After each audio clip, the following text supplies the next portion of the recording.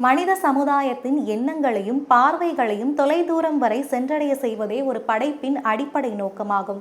அத்தகைய படைப்புகளையும் அதனை உருவாக்கிய படைப்பாளர்களையும் அடையாளம் கண்டு அவர்கள் தமிழுக்கு ஆற்றிய பணி மற்றும் மொழி வளர்ச்சிக்கு அவர்கள் செய்த பங்கு ஆகியவற்றை வெளிச்சம் போட்டு காட்டுவதே இந்நிகழ்ச்சியின் அடிப்படை நோக்கமாகும். மக்கள் வணக்கம். இது சன்னலுக்கு வெளியே. இன்றைய சன்னலுக்கு வெளியே நிகழ்ச்சிக்காக எழுத்தாளர், கவிஞர் மற்றும் இலக்கிய வித்தகர் என பன்முக சிந்தனை கொண்ட முனைவர் ப. ஜீவகன் அவர்களை தான் சந்திக்க வந்திருக்கோம்.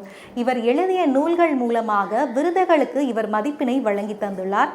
சரி, வாங்க அவரை சந்திச்சு அவர்கிட்ட பேசலாம். வணக்கம் ஐயா, எப்படி இருக்கீங்க? வணக்கம்மா, நல்லா இருக்கேன். உங்களுக்கு ஒரு எழுத்தாளராக ஒரு அறிமுகம் அப்படிங்கிறது உங்களுக்கு தேவையில்லை. ஏன்னா அவ்வளோ சாதனைகள் பண்ணியிருக்கீங்க, பல துறைகளில் பல சாதனைகள் பண்ணியிருக்கீங்க, ஒரு பன்முக திறமையாளராகவும் இருக்கீங்க. எழுத்து பணி அப்படிங்கிறது எப்போ உங்களுக்கு தொடங்குச்சு? எழுத்து மேலே எப்போ ஒரு ஆர்வம் உங்களுக்கு வந்துச்சு? அதை பற்றி சொல்லுங்க ஐயா. ரொம்ப மகிழ்ச்சி. பொதுவாக நான் எந்த நேர ஓய்வுலையும் படித்து கொண்டே இருப்பேன்.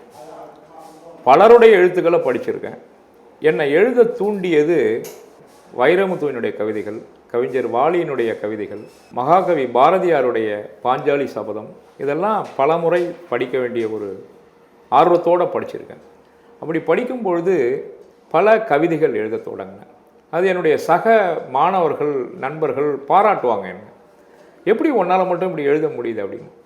அப்போவே அவர்கள் எல்லாம் அவர்களுக்கு உண்டான புத்தகங்களை மட்டும் படிப்பாங்க. நான் நூலகத்துக்கு சென்று என்னுடைய ஆசிரியர் பயிற்சி நூல்களை தாண்டி பல நூல்களை படிப்பேன். ஒரு புத்தக விரும்பியாக இருந்தேன். அப்படி இருக்கும் பொழுது நான் எழுதிய ஒரு கல்வி சார்ந்த ஒரு கவிதை என்னுடைய ஆசிரியர் பயிற்சி பள்ளியினுடைய முதல்வர் திரு மைக்கேல் ராஜ் அவர்கள் பொது கூட்டத்திலே அழைத்து என்னை வெகுவாக பாராட்டினார். அந்த கவிதை என்ன என்று சொன்னால், இளமையில் கல்வி கற்காவிட்டால் முதுமையில் விழிக்கோடியில் கண்ணீருடன் நிற்பாய் தெருக்கோடியில் என்று அந்த கவிதையினுடைய அமைப்பு, அந்த கவிதையில் வரக்கூடிய எதுகை மோனைகள், அவர் இந்த 4 வரியில் நறுக்கு தெரித்தார் போல் எழுதியது. அவரிடம் இவ்வளவு ஒரு பாராட்டு வரும் என்று நான் எதிர்பார்க்கவில்லை. அவர் மெத்த படித்த ஒரு முதல்வர், மிகுந்த அனுபவம்சாலி. அவர் அழைத்து என்னுடைய ஆசிரியர் பயிற்சி பள்ளியில் அத்தனை மாணவர்களுக்கு எதிரில், ஆசிரியர்களுக்கு எதிரில் என்னை கூட்டி அழைத்து பாராட்டியது என்னுடைய எழுத்தினுடைய முதல் தொடக்கம். இப்போ நீங்கள் எழுதின கவிதையை பற்றியும் அதுக்காக முதல்வர்கிட்ட இருந்து கிடைச்ச பாராட்டுக்களை பற்றியும் ரொம்பவும் விளக்கமாக சொல்லியிருந்தீங்க. இந்த ஒரு வரிசையில் வரும்போது உங்களுடைய முதல் நூல் அப்படிங்கிறது நீங்கள் எப்போ எழுதுனீங்க? அதுக்கான தொடக்க புள்ளியாக எது அமைஞ்சிச்சு? என்னுடைய முதல் நூலுடைய அனுபவம்னு பார்த்தீங்கன்னா ரொம்ப வித்தியாசமானது. ஒரு வட இந்தியாவிலிருந்து ஒரு சமண முனிவர் வந்திருந்தார். அவருக்கு தமிழ் தெரியாது. அவர் சமண போதனைகளை தமிழை கற்றுக்கொண்டு தமிழிலும் இந்தியிலுமாக கலந்தவாறு போதனை செய்து கொண்டு இருந்தார். அவருக்கு என்னுடைய அறிமுகம் கிடைத்தது. நான் ஒரு தமிழாசிரியர், தமிழ் ஆர்வலர் என்பதை அவர் புரிந்து கொண்டு அங்கு இருக்கக்கூடிய மக்கள் என்னை அழைத்து அவருடைய வாழ்க்கை வரலாற்றை தமிழில் எழுத வேண்டும் என்று கேட்டுக்கொண்டார்கள். எனக்குள் இருந்த எழுத்து உத்வேகத்திற்கு ஒரு ஊன்றுகோலாக, ஒரு உறுதுணையாக என்னை ஊக்கப்படுத்திய நூல் என்று சொன்னால் முனிவர் விஸ்வசாகர்ஜி முனி மகராஜ் என்றவருடைய வாழ்க்கை வரலாறை தமிழில் எழுதத் தொடங்கிய ஒரு முதல் நூல்தான் என்னுடைய எழுத்து பணிக்கான அங்கீகாரமாக தொடங்கியது. எழுத்து பணி அப்படிங்கிறது தொடர்ந்து வர எப்படி உங்களுக்கு வாய்ப்பு கிடைச்சிச்சு? இன்னொரு விஷயம் நாங்கள் கேள்விப்பட்டோம் உங்களை பற்றி. ஒரு ஆசிரியர் அவருடைய பொறுப்பை உங்ககிட்ட கொடுத்துட்டு, துணை ஆசிரியராக இருந்த உங்ககிட்ட கொடுத்துட்டு ஒரு வேலைக்காக கிளம்பிட்டாரு. அப்படி இருக்கும்போது 8 மாதங்கள் நீங்கள் அதுக்காக பணியாற்றிருக்கீங்க. அந்த நிகழ்வு பற்றி கொஞ்சம் விளக்கமாக சொல்ல முடியுமா ஐயா? ஸ்ரீதவளம் ஒரு மாதாந்திர இதழ், அதனுடைய ஆசிரியர் பாஸ்கரதாஸ். அவர் என்ன துணை ஆசிரியராக சேர்த்து கொண்டு என்னுடைய எழுத்தினுடைய வீரியத்தை பார்த்த பிறகு, அழகை பார்த்த பிறகு, நீங்கள் தொடர்ந்து கட்டுரை எழுத வேண்டும் என்று எனக்கு ஒரு அன்பு கட்டளையிட்டார். அதன் மூலமாக தொடர்ந்து அந்த மாதாந்திர இதழுக்கு என்னுடைய கட்டுரைகள் வர தொடங்கியது. எனக்கு என்று வாசகர் வட்டம் தொடங்க ஆரம்பித்து விட்டது. இப்போ வாசகர்கள் என்னுடைய கட்டுரையை படித்துவிட்டு வாசகருடைய கடிதத்திலே என்னுடைய கட்டுரையை குறிப்பிட்டு பாராட்டும் விதமாக நிறைய நண்பர்கள் எழுத தொடங்கினார்கள். என்னுடைய ஆசிரியருக்கு என் மீது மிகுந்த நம்பிக்கை வந்துவிட்டது. அவர் தற்செயலாக வெளிநாடு செல்ல வேண்டிய ஒரு சூழல் இருந்தது. அப்பொழுது முழுக்க முழுக்க அந்த மாதாந்திர இதழினுடைய ஆசிரியர் பணியை என்னிடம் ஒப்படைத்து விட்டு அதை குறிப்பாகவே கொடுத்து இந்த இதழினுடைய ஆசிரியராக முனைவர் ப. ஜீவகன் தொடர்வார் என்று குறிப்பிட்டு அந்த நூலிலேயே பதிவு செய்துவிட்டு அவர் சென்னை வெளிநாடு சென்று விட்டார். அதிலிருந்து அந்த நூலினுடைய முழுமையான நூலாக்க பணியை கிட்டத்தட்ட 8 மாதங்கள் தொடர்ந்து நானே செய்ய வேண்டிய ஒரு சூழல் இருந்தது. ஆக ஒரு நூலை எழுதி முடித்த கையோடு ஒரு மாதாந்திர நூலுக்கு ஆசிரியராக ஒரு உயர்வு கிடைத்ததற்கு என்னுடைய எழுத்தினுடைய அங்கீகாரம் எனக்கு ஒரு மிகப்பெரிய வெளிச்சத்தை தந்தது. இப்போ நீங்கள் உங்களுடைய எழுத்து பணி பற்றி ரொம்பவுமே அருமையாக சொல்லியிருந்தீங்க. இதில் தமிழில் நீங்கள் எழுதக்கூடிய விதமுமே நிறைய வாசகர்களுக்கு பிடிச்சது அப்படிங்கிற ஒரு விஷயமும் சொல்லியிருந்தீங்க. கவிதைகளை பற்றியும் நிறைய விஷயங்கள் நீங்கள் சொல்லியிருந்தீங்க. இப்படி கவிதைகள் எழுத்து அப்படின்னு வரும்போது இப்போ வரக்கூடிய தற்கால கவிதைகளில் மொழி கலப்பு அப்படிங்கிறது இருக்குது அப்படிங்கிறது ஒரு மறுக்க முடியாத ஒரு விஷயம். இதை நீங்கள் எப்படி பார்க்குறீங்க? இப்போ வரக்கூடிய கவிதைகளை நீங்கள் கவிதைகள் தான் அப்படிங்கிறத ஒத்துக்கிறீங்களா? நல்ல கேள்வி இது. இப்போ வரக்கூடிய கவிதைகள் கவிதை வடிவில் இருக்கிறதா என்பதே ஒரு மிகப்பெரிய கேள்விக்குறி. கவிதையினுடைய அம்சங்கள் நிறைந்திருக்கிறதா என்பது அடுத்த கேள்வி. அதைவிட தமிழார்ந்த சொற்கள் அதில் இருக்கிறதா என்பது தேடி பார்க்க வேண்டிய ஒரு சூழல் இருக்கிறது. நடைமுறை தமிழ் என்ற போர்வையில் கலப்பு சொற்களை பயன்படுத்தி நல்ல தமிழ் வார்த்தைகள் இருக்க அதற்கான சொற்களை தேடி எடுக்காமல் கலப்பு மொழி சொற்களை பயன்படுத்தி தமிழை கொச்சைப்படுத்தும் விதமாகத்தான் கவிதைகள் இன்று வந்து கொண்டிருக்கிறது. நானும் கவிதை எழுதுகிறேன் என்ற பேர் வழியாக பலர் தமிழை முறையாக படிக்காமல், தமிழில் ஆழங்கால் படாமல், முன்னோர்கள் எழுதிய கவிதைகளுடைய சிறப்புத்தன்மையெல்லாம் ஆராயாமல் உரைநடையாக சொல்ல வேண்டியதை மடக்கி மடக்கி எழுதி இது ஒரு கவிதை என்ற வடிவிலே நானும் ஒரு கவிஞராக வர வேண்டும் என்ற ஆதங்கத்தில் நிறைய பேர் எழுதுகிறார்கள். தமிழ் ஆர்ந்த ஆர்வலர்கள் அதை தமிழ் கவிதைகள் என்று ஒப்புவது இல்லை. ஏனென்று சொன்னால் சிறந்த தமிழ் சொற்கள் இருக்க அதற்கான சொற்களை பயன்படுத்தாமல் தமிழ் கவிதைகளிலேயே கலப்பு சொற்களை பயன்படுத்தி எழுதுவது என்பது, குறிப்பாக ஆங்கில சொற்களை பயன்படுத்தி எழுதுவது என்பது தமிழுக்கு சிறப்பு சேர்ப்பதாக இல்லை. அது எனக்கு மிகப்பெரிய வருத்தம் இருக்கிறது. ஏனென்று சொன்னால் தமிழை ஆய்ந்து படிப்பவர்கள் மிகவும் குறைந்து விட்டார்கள். இங்கொன்றும் அங்கொன்றுமாக படித்துவிட்டு நானும் தமிழில் கவிதை எழுத முடியும் என்று மரபு கவிதைக்கு மாறாக இப்பொழுது புது கவிதை, ஐக்கூ கவிதை என்றெல்லாம் எழுதத் தொடங்கி இருக்கிறார்கள். ஆனால் என்னுடைய வேண்டுகோள் என்ன என்று சொன்னால், தமிழ் சொற்களை முழுமையாக பயன்படுத்தி கவிதைகளை தொடுப்பது என்பது ஒரு நல்ல கவிஞனுக்கு அழகாக இருக்கும். அப்படிப்பட்ட கவிஞன் தான் தமிழ் உலகில் நின்று கோலேச்ச முடியும். 50 காப்பியங்களில் முக்கியமானது சீவக சிந்தாமணி. இந்த சீவக சிந்தாமணியிலேயே நீங்கள் 2 ஆய்வு நூல்கள் எழுதியிருக்கீங்க. ஒன்று சீவக சிந்தாமணியின் எதிர்நிலை தலைவன், இன்னொன்று சீவக சிந்தாமணியின் விழுமியங்கள். இந்த மாதிரி ஆய்வு நூலாக அதை எழுதணும் அப்படிங்கிற ஒரு எண்ணம் உங்களுக்கு எப்படி வந்துச்சு? இந்த ஆய்வு நூலில் நீங்கள் எந்த மாதிரியான விஷயங்கள், உண்மையான சீவக சிந்தாமணியில் சொல்லப்படாத விஷயங்களை நீங்கள் என்ன மாதிரியான விஷயங்கள் ஆய்வு பண்ணி தொகுத்து எழுதியிருக்கீங்க ஐயா? அதை பற்றி கொஞ்சம் விளக்கமாக சொல்லுங்க ஐயா. ரொம்ப மகிழ்ச்சி. என்னுடைய பெற்றோர் எனக்கு தெரிந்தோ தெரியாமலையோ சீவகன் என்று பெயர் வைத்தார்கள். சீவகன் என்பது சீவக சிந்தாமணி காப்பியத்தினுடைய தலைவனுடைய பெயர். அப்பொழுது 15 வயது இருக்கும் என்னுடைய தந்தையார், அவர் ஒரு தலைமை ஆசிரியர், நல்ல தமிழ் ஆர்வலர். சீவக சிந்தாமணியை காலம் சென்ற ஸ்ரீசந்திரனார் என்ற ஒரு பெரிய புலவர், அவர் சீவக சிந்தாமணியுடைய கதை சுருக்கத்தை ஒரு 90 கேசட்லே பதிவு செய்து குரல் பதிவாக செய்து வெளியிட்டிருந்தார். என்னுடைய தந்தையார் அதை கேள்விப்பட்டு அந்த ஒளிநாடாவை வாங்கி வந்து என்னிடம் கொடுத்து டேப் ரெக்கார்டரில் போட்டு, உனக்கு அந்த பெயர் சூட்டியிருக்கிறேன், அந்த காப்பியத்தினுடைய கதையை ஓரளவாவது தெரிந்து கொள் என்று என்னுடைய தந்தையார் அன்பு கட்டளையாக அதுக்குண்டான ஏற்பாடுகள்லாம் செய்து கொடுத்தார். நான் இரவு நேரங்களிலே நிசப்தமாக இருக்கும்போது 10 மணி வரை படித்துவிட்டு பிறகு அந்த ஒளிநாடாவை போட்டு கேட்பது வழக்கம். அப்பொழுது அவருடைய கம்பீரமான குரலில் அந்த சீவகனுடைய வாழ்க்கை வரலாறை, அந்த சீவக சிந்தாமணி காப்பியம் எப்படி சொல்லியிருக்கிறதோ அதை உண்மைத்தன்மை மாறாமல் அழகாக சுருக்கமாக சொல்லியிருந்தார். அதை கேட்க கேட்க நமக்கு தந்தையார் இப்படி சீவகன் என்று பெயர் சூட்டியிருப்பதனால் அந்த காப்பியத்தை படிக்க வேண்டும் என்று தொடங்கினேன். அப்படி படிக்க தொடங்கியது அதை இயற்றிய திருத்தக்க தேவனுடைய விருத்தப்பாவிலே நான் மூழ்கி முத்தெடுக்க தொடங்கினேன். அதில் இருக்கக்கூடிய சிறப்பு அம்சங்களை அதை பதிவு செய்த பதிப்பித்த தமிழ் தாத்தா உவே சாமிநாத ஐயர், அதற்கு உரை எழுதிய நச்சினார்க்கினியர், இவர்களுடைய உரையும் பதிப்பு துறையிலே அவர் செய்த சாதனைகளையும் நான் அந்த நூலை கீழே வைக்க முடியாத அளவிற்கு தொடர்ந்து அதை படிக்க வேண்டிய ஒரு ஆர்வம் எனக்குள்ளாக தோன்றியது. அப்படித்தான் என்னுடைய சிந்தாமணி படிப்பு தொடங்கியது. அதன் பிறகு சிந்தாமணி குறித்து பல மேடைகளிலே நான் பேசத் தொடங்கினேன். என்னுடைய சிந்தாமணி குறித்த ஆய்வு சொற்பொழிவுகள் பலரை வியக்கச் செய்தது. இதுவரை பார்க்காத கோணத்திலே அந்த சிந்தாமணியை பற்றி நான் மேடைகளிலே முழங்கத் தொடங்கினேன். மிகப்பெரிய அங்கீகாரம் கிடைத்தது. அப்பொழுதுதான் தமிழ் ஆர்வலர்கள் உங்களுடைய சிந்தாமணி குறித்த ஆய்வு காற்றோடு காற்றாக கலந்துவிடும், நீங்கள் அது குறித்த ஆய்வை நூலாக வெளியிட வேண்டும் என்று அன்பு கட்டளையிட்டார்கள்.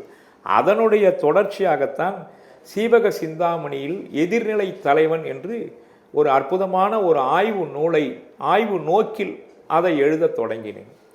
இதுவரை எதிர்நிலை தலைவனை பற்றிய ஆய்வுகள் தமிழ் உலகிலே மிகவும் குறைவு. அதிலும் சிந்தாமணி குறித்த ஆய்வுகள் மிகவும் குறைவு.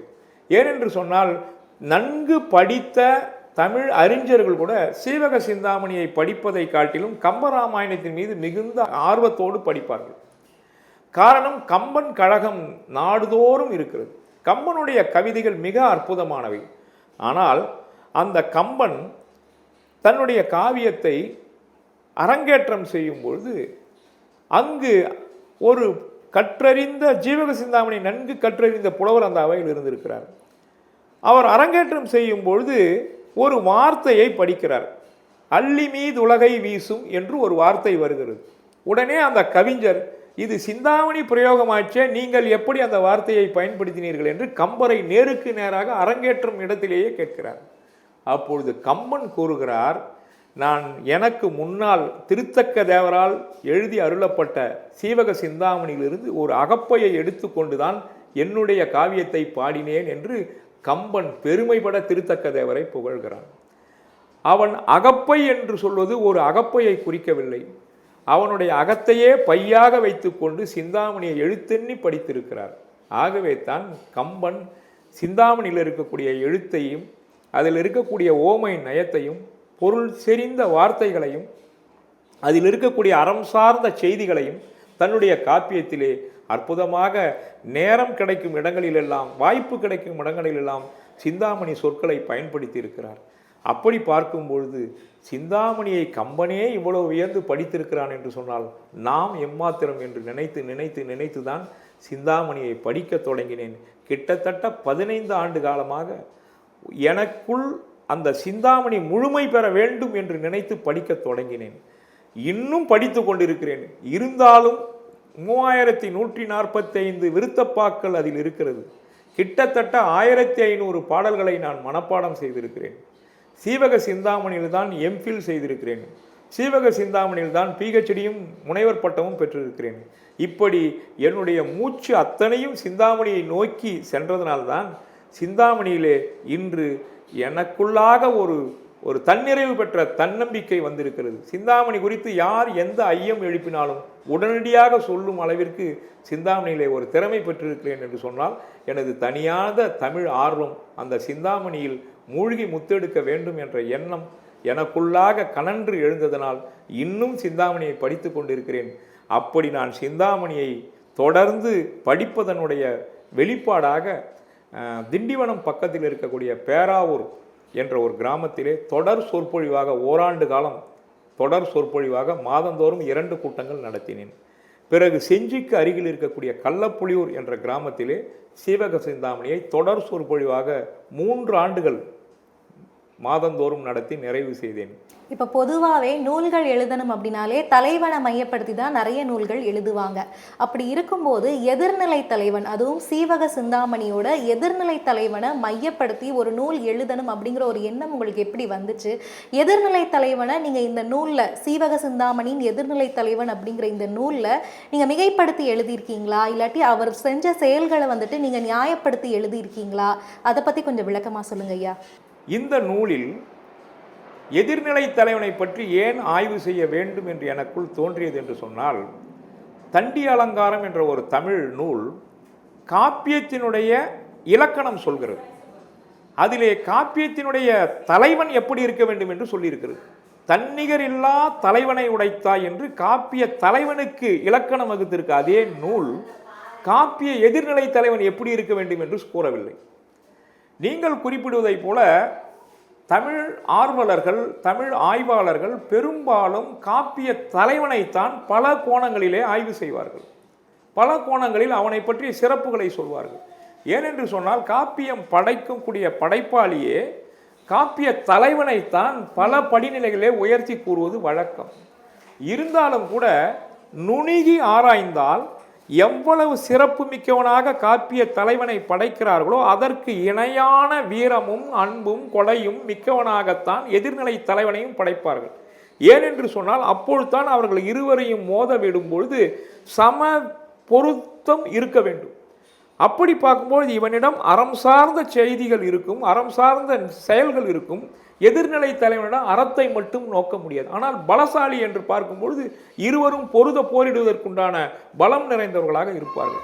அப்படித்தான் சீவக சிந்தாமணியில் காப்பிய தலைவன் ஜீவகன், அவனுடைய தந்தை சச்சந்தன். நாமகள் இளம்பகத்திலே ஜீவகனுடைய தாய் தந்தையருடைய வரலாறு வருகிறது. சச்சந்தனும் விஜயமாதேவிக்கும் திருமணம் நடைபெறுகிறது.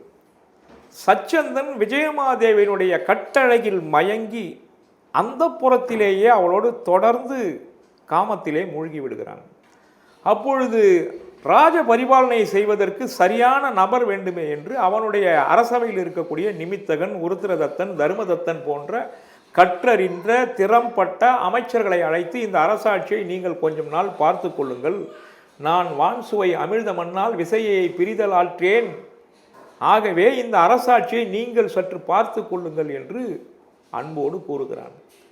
ஆனால் அந்த கற்றறிந்த அமைச்சர்கள் ஒரு அரசன் கண்ணென நினைக்க வேண்டிய ராஜ பரிபாலனையை, அரச கடமையை இன்னொருவரிடம் ஒப்படைப்பது ஒரு அரசனுக்கு அழகல்ல என்று அவர்கள் ஏற்க மறுக்கிறார்கள். அப்பொழுது சச்சந்தன் காம மயக்கத்தில் இருப்பதனால் தன்னுடைய அரசாட்சியில் ஏதாவது தவறு செய்து விடுவோமோ என்ற ஒரு பயம் அவனுக்குள்ளாக வருகிறது. அப்பொழுது அவனுடைய அரசவையில் கல்லா மந்திரியாக, ஆனால் வீரம் செறிந்த ஒருவனாக கட்டியங்காரன் என்ற ஒரு அமைச்சன் இருக்கிறான். அவனை அழைத்து தான் சச்சந்தன் சொல்கிறான், வான் சுவை அமிழ்த மண்ணால் விசையை பிரிதலாற்றேன், வேந்தன் நீயாகி வையம் இசைப்பட காத்தல் வேண்டும் என்று அவனிடம் அரசாட்சியை ஒப்படைக்கிறான். அவன் நல்ல ஒரு வீரன், இருந்தாலும் கூட அவன் தன்னுடைய உள்ள கிடக்கை அப்படியே வெளிப்படுத்துகிறான். என்ன என்று சொன்னால், யானையின் மீது இட வேண்டிய பட்டு மெத்தையை ஒரு நாயின் மீது இடலாமா? நான் இந்த ராஜ பரிபாலனையை செய்வதற்கு சரியானவன் தானா? அரச கடமையை முற்றும் செய்வதற்கு எனக்கு போதிய ஞானம் இருக்கிறதா? அது எனக்கு இடுவது எப்படி என்று சொன்னால், யானையின் மீது இட வேண்டிய பட்டு மெத்தையை ஒரு நாயின் மீது இடுவதற்கு சமமாச்சே அரசே என்று அவன் தன்னால் இயலாது என்பதை இப்படி அரசனாக இருப்பதனால் பவ்யமாக சொல்கிறான். அதை சச்சந்தன் ஏற்றுக்கொள்ளாமல், நான் இடுவது கட்டளை, நீ அரசனாக இருந்து இந்த நாட்டை வையம் இசைப்பட காத்தல் வேண்டும் என்று சொல்கிறான்.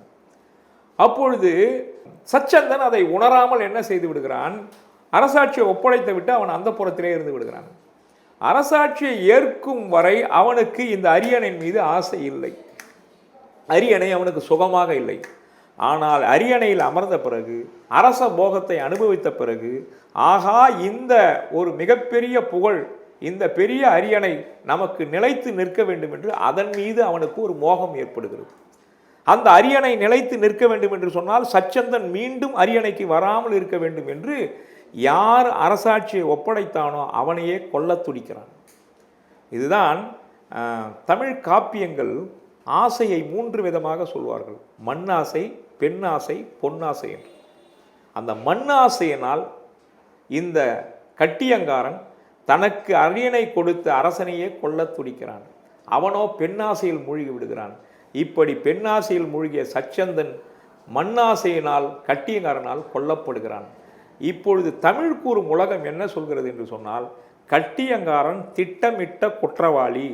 அவன் யானையின் மீது இட வேண்டிய பட்டு மெத்தையை நாயின் மீது இடுவது சமமா என்று அவன் கேட்டது நயவஞ்சகமான சொல்.